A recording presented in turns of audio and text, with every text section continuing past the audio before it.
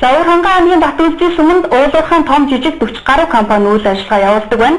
Олборлолт явуулж байгаа уурхаануудаас хуруу дарамн компани нөхөн сэргээлтийн ажлаа хийдэг байна. Үүний нэг нь Сүддийн уурхай бөгөөд тус уурхаанаа 2001 оноос эхлэн нөхөн сэргээлтийн ажлыг хийж эхэлсэн байна. Өөрөөр Батүлжийн сумд үйл ажиллагаа явуулж байгаа Сүддийн уурхай анх 1999 онд байгуулагдсан бөгөөд 2001 оноос эхлэн олборлолт явуулсан газартаа нөхөн сэргээлтийн ажлыг эхлүүлжээ. Тус уурхай нөхөн сэргээлтийн ажлын гүйцэтгэл 96.4% явагдаж байгаа юм байна. Нийт 285 гадалбайд нөхөн сэргээлтийн ажлыг эхлүүлж, үүнээс техникийн нөхөн сэргээлтийг 266 гадалбайд, биологийн нөхөн сэргээлтийг 234 гадалбайд хийгдсэн гэдгийг их сурвалжууд хэлж байсан.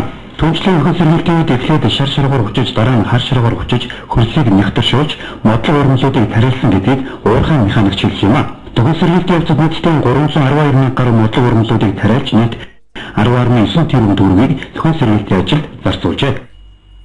Техникийн нөхөн сэргээлт нь болохоор 266 га буюу 93.4% нь одоо бүрэн техникийн нөхөн сэргээлт хийгээд, биологийн нөхөн сэргээлт нь болохоор одоо нийт талбай 234 га буюу 83% нь одоо хийж байгаа. Одоо техникийн нөхөн биологийн нөхөн сэргээлт юм.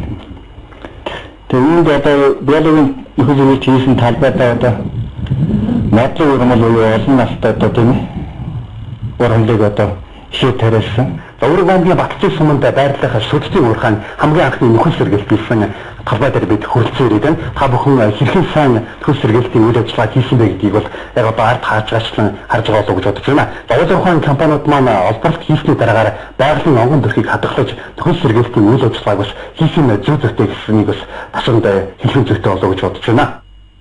Харин жилийн нөхөн сэргээлтийн хувьд техникийн нөхөн сэргээлтийг 27 гадалбайд, биологийн нөхөн сэргээлтийг 29 гадалбайд, давтан нөхөн сэргээлтийг 121 гадалбайд хийсэн гэдгийг их сурвалжууд хэлж байгаа юм а. Нөхөн сэргээлтийн явцны байгалийн онгон төрхөнд бүр ороход 6-аас 10 жилийн хугацаа шаарддаг юм байна.